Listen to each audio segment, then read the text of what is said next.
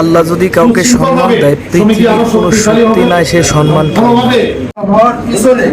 শুধুমাত্র বৃহত্তর যশোর ফরিদপুর অঞ্চলকে সম্পূর্ণ করছে, বিষয়টা এরকম না।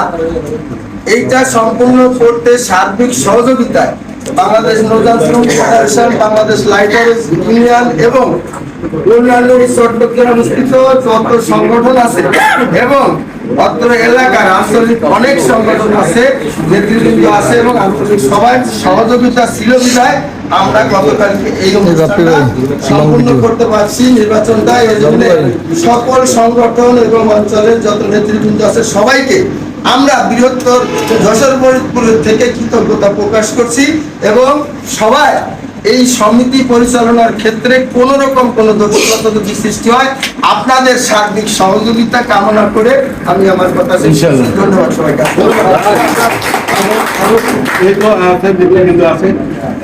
আসছি একটা কথা তো বলবেই, একটা কথা বলে সমস্যা হবে না, তো সমস্যা নেই। সর্বোচ্চ 30-35 মিনিটের মধ্যে শেষ করতে দিচ্ছি। আর এই সমিতি সর্বশেষ কমিটি সভাপতি যিনি ছিলেন ওনার বিষয়টা আপনার আনিস মাস্টার, তার সাথে আমাদের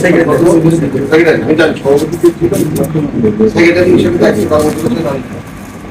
আনিস মাস্টার দেখেছে এই বোঝা যে লোড নিচ্ছে, আমি কাছ থেকে দেখছি, তার সাথে আমার দুই একবার দেখা হয়েছে, সে আমাকে ফোন করেছে, বিভিন্ন সময় কথা বলছে, সে যে বোঝাটা এই লোড নিছে আমার মনে হয় সে যদি এই দায়িত্বে না থাকে, সে যদি এই ইয়েটা না নিতে কমপক্ষে 5 জন লোক হয়েছে তার জন্য আন্তরিকভাবে আমরা তো ভাই এলাকার মানুষ, আমরাও তার জন্য অন্তর থেকে দোয়া করি।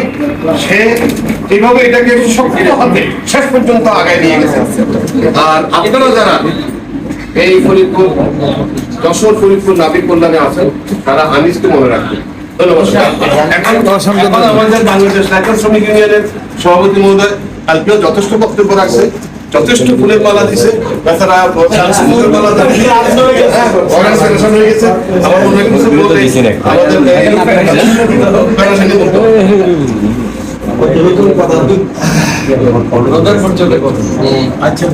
আজকে বাংলাদেশ মাস্টার সমবায় সমিতির উদ্যোগে আয়োজিত দীর্ঘদিন যাবৎ এই নির্বাচন নিয়ে কমিটি নিয়ে বিভিন্ন রকমের কথাবার্তা আলাপ আলোচনা অনেক কিছু আমরা শুনেছি। সব কিছু সর্বোপরি যে গতকালকে যে নির্বাচনটা হয়েছে আমার সুস্থ নিরপেক্ষভাবে একটা নির্বাচন হয়েছিল, সেই নির্বাচনের জন্য আমি